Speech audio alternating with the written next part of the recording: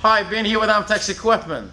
Next to me, it is one of the latest production and shipment of Marine 4047 APO. Marine 4047 with automatic pump out.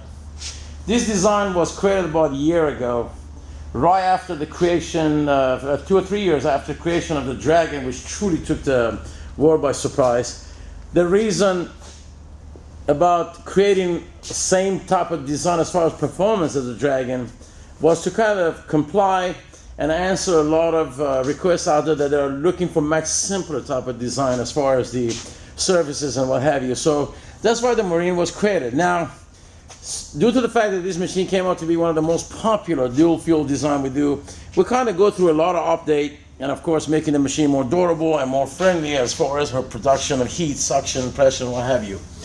This is a new design of the capsule that we have added to the Marine, which of course is going to be added to all of our design of the Infernos and Dragons. What this does, it holds about 2 quarts of water, fresh water on a standby. If we follow the hose, this hose is going to go all the way to the front where your water inlet is. Now after the water enters here, it's going to travel up, if we can bring the camera in between the machine and the tank.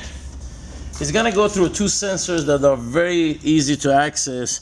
One will operate your pump, so that way your pump will not be run without water and damaging it, and the other one will operate the green light in the front. Now following the hose that comes out of here and going to the left side of the machine to the back, you'll be able to see where the water enters. Now as the water enters here, it builds up about 2 quarts of water on a standby for the pump to always have water. Why are we doing this? Because in a lot of cases, you might run into some type of job site that you might experience low incoming water pressure from the faucet. So if you're going to be doing a dual action with this machine, as the one technician might trigger, you may be in short of water for the second technician as far as the water that's needed to run both ones or both towel and grout cleaning tools or both rotovacs or any kind of rotary extractors that you're going to be using. That's why that capsule was designed to always have 2 quarts of water on a standby. So we don't have no problem now with any kind of low water coming in from any kind of building, house, or what have you. Another thing that we designed for this baby was to have a slide plate for her pump. Because we do have combination of automatic pump out, pressure pump, generator, and blower all built up and designed in a series to be driven by build, it was wise enough, just like what we did for the pump out, to have the pump out on a swing type of a bracket. By loosening these 2 bolts, you'll be able to lift the pump out up, put the proper build size on it, go back here and simply tie it down and get a correct tension on there. Same thing with the pump. We came up with the slide plate. For replacing the belt for the pump is really easy now by simply loosening the main bolt in the center, and of course loosening the 2 7/16 knot on each side. You'll be able to push the pump back, place the new belt back on, simply go ahead and tie this one all the way to the end, which is the correct tension that gives you for the pump. And once that's done, go ahead and secure your 2 mounting nuts, 7/16 on each side. Now, another part of this video, what we're going to talk about is how to tear this machine apart once you receive it prior to installation. In 2014 and on, all of our machines, regardless of Marine, Dragon, they used to have such a design, they're all going to come with the forklift pockets. Instead of using a 2x2 square tubing frame, we went ahead and used 2x6. That way this machine can be installed by any kind of shop. Now, the tools you're going to need to take this machine apart, they're going to be very simple tools. You bring the camera closer, we're going to have a channel lock. It doesn't have to be such a large channel lock, but it could be, you know, kind of medium sized channel lock. We do have a 11/16, a 5/8, and 2 9/16 wrenches. In order to disengage this machine from the pallet, because after all, it comes to you bolted. If you look in front of the tank, you do have 2 3/8 bolts, and then also, if you notice, they're kind of larger bolt that's needed. Why? Because we're giving you the option of using the same hardware to install the machine in your vehicle or trailer. That's why we don't come up with such a short bolts. So by using the 9/16, the 2 9/16, you'll be able to simply loosen the two bolts that holds the front end of the tank. Go into the left side. There is a bolt that secures the left front corner of the machine. There is one that secures the bracket, the far out bracket for the APO. Go into the back. You get two more.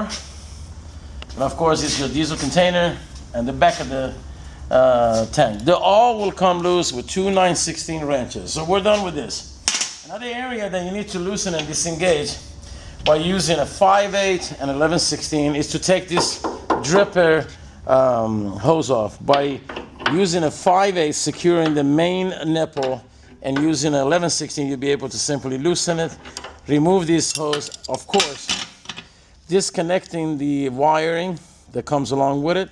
If you notice, they all come with color code. So, and the position on them is kind of about 12 inches away. So as far as you connecting them wrong way, it can be kind of impossible. As far as, you know, operator error, disconnecting the wires and putting it back together. Another area that you need to disengage, it will be your filter, which is really simple. This union can be just loosened.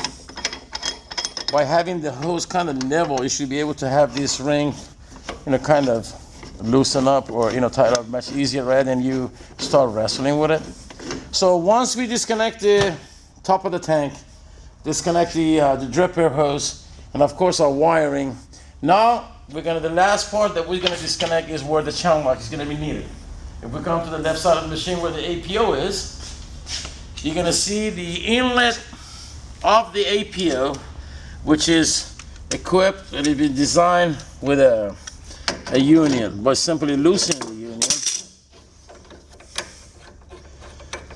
you'll be able to now disconnect the machine completely from the tank. If we follow the hose, it's going to go all the way in the center of the machine, in between the machine and the tank. Is going to be connected to that black elbow. If we bring the camera to the front, you should be able to see the position of it. This is where the inlet water that goes towards the APO is going to start. So now we have disconnected the filter from the machine. Remember, job one. Then we went ahead and disconnected the dripper hose from the tank. Disconnect our wiring. Disconnect our APO. Now you'll be able to simply move the tank to the side and get prepared for the installation. One of the best ways to install this is to enter your tank to the vehicle first. Into the vehicle first. In other words, do not just put the machine in the vehicle and try to get the tank in. So, and the tank normally weighs about less than 100 pounds because it's aluminum. You should be able to have a helper help you pick it up and put it in the vehicle, position it all the way to the right side of the machine. At the same time, by using any kind of forklift, be able to pick the machine completely up and place it inside the vehicle. Now, there is a top docking. If this unit is going to be mounted inside of a box truck, there is no need for the removal of this top docking. However, if for whatever reason you need to install this inside of a cargo van, that's any kind of name brand of cargo van, Chevy, Ford, Dodge, and what have you, it'd be wise to simply remove this top orange, the top colored cover. Why? Because you don't, as far as getting the machine in, you don't want to cause any kind of scratching. Again, the tools you're going to use is the same 9/16 that you use to loosen the bolts and releasing the machine off the pallet. If you notice, if we look inside, the studs are precisionally welded, so there's no need for you to use not more than one wrench. You can simply just remove these, put them to the side. You do have 8 bolts. By loosening and removing this bolt, you'll be able to remove this top section off, the orange part of the machine off. Now the machine gets about 2 inches shorter. Now you can get it inside of the vehicle faster. Okay, I'm gonna go ahead and cut the story or cut the video short, because that gives me enough time for me to set up this machine, showing you as probably a first time buyer this machine how to operate it, how to prime your APO prior to pump out, and of course how to shut the machine correctly. I want to thank you for joining me for this video, and I'm looking forward to see you in the second videos.